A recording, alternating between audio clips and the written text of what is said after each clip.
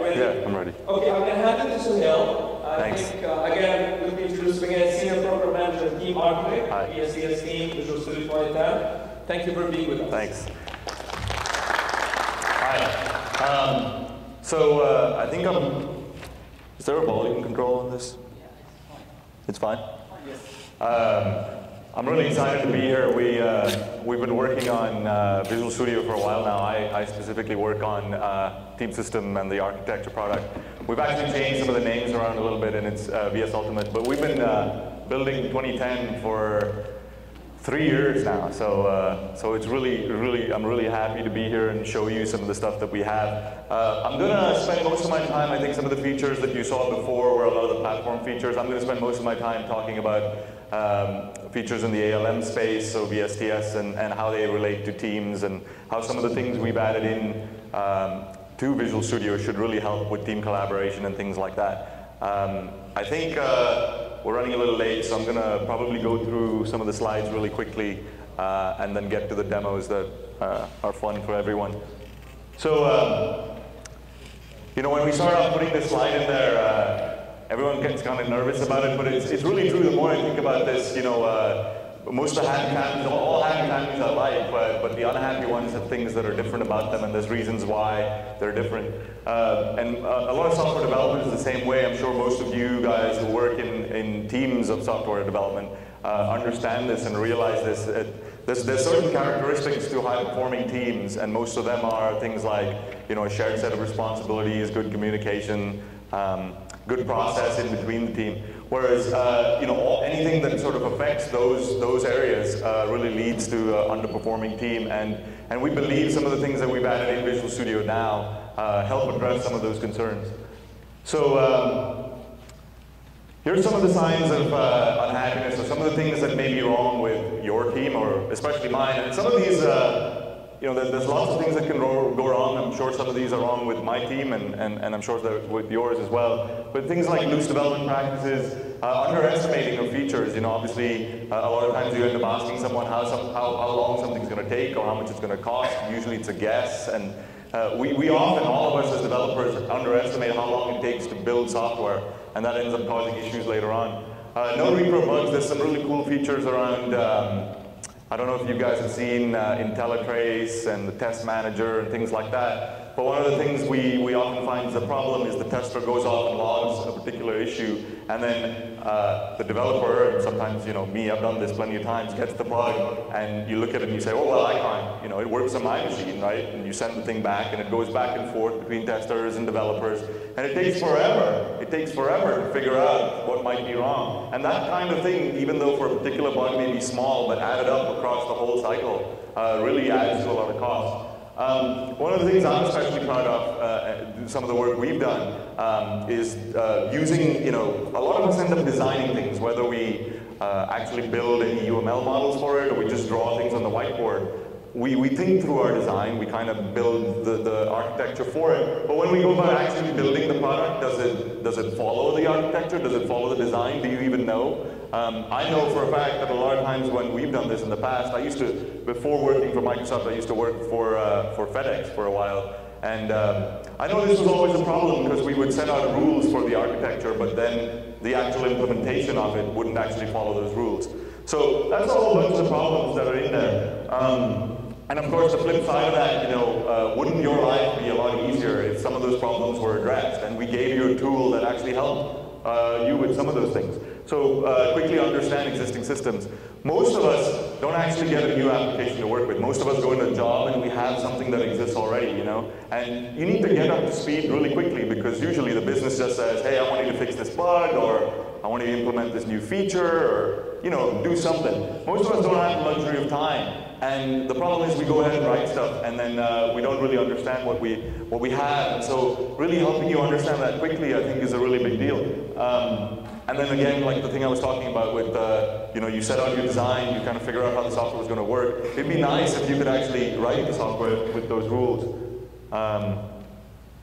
So the dev test ping pong was kind of what I spoke about earlier, which was, it works on my machine, you know, go away, you don't know what you're talking about. And I think it would be really great if we could eliminate some of that and make that process a lot faster so that when you actually concentrate on the stuff you know how to do well. And then of course some of the features we have are, you know, quickly finding the root cause of bugs, which actually helps with eliminating this ping pong. And then one last thing with some of the reports and things like that is, you know, how can you get visibility into your projects? How can you know how things are going? Have people underestimated things? What's the status? And that whole kind of process aspect of this software development, I think, is really important. And it would be really, really good if we address some of those. So you've already seen this in one of the slides. I'm not actually going to spend much time here.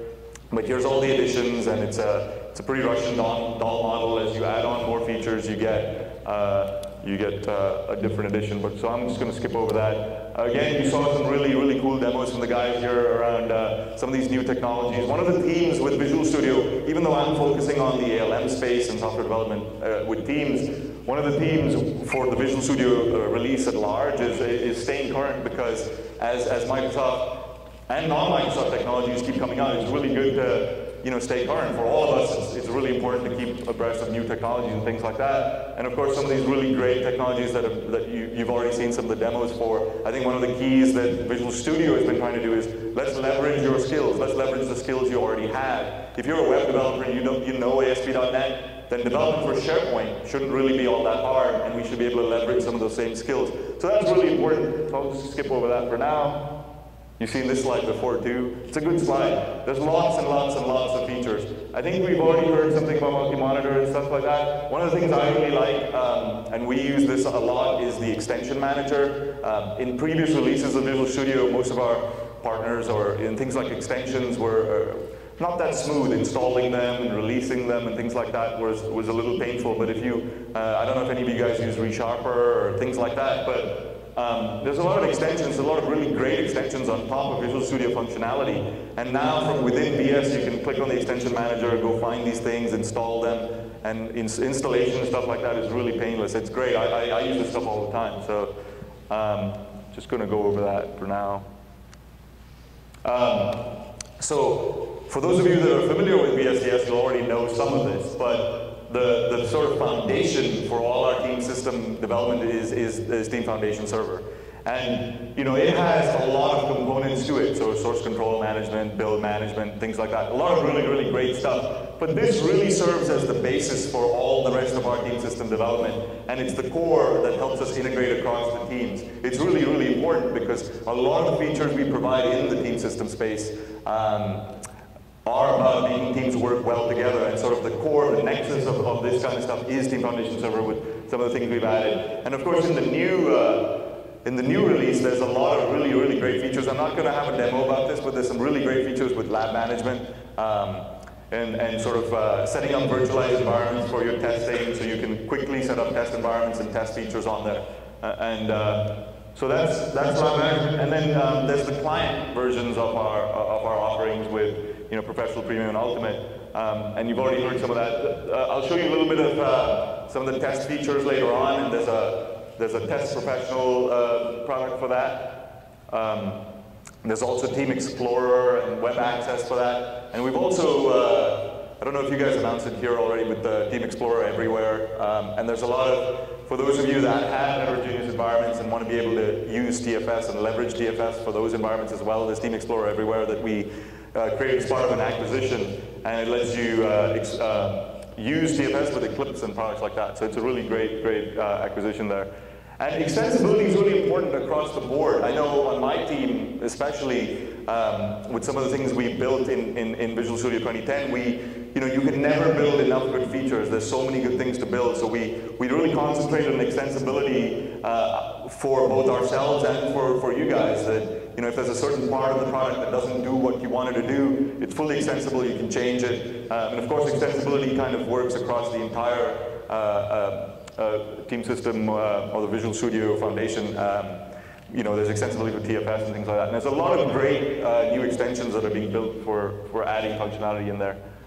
Of course, there's all the really great integration with the rest of Microsoft products. Like you saw some stuff around SharePoint already. That was some really good stuff there. Our integration with the expression set of products, so especially around design and integrating with Windows Presentation Foundation is great. And of course, with Office, we've got some really cool project management aspects with Excel and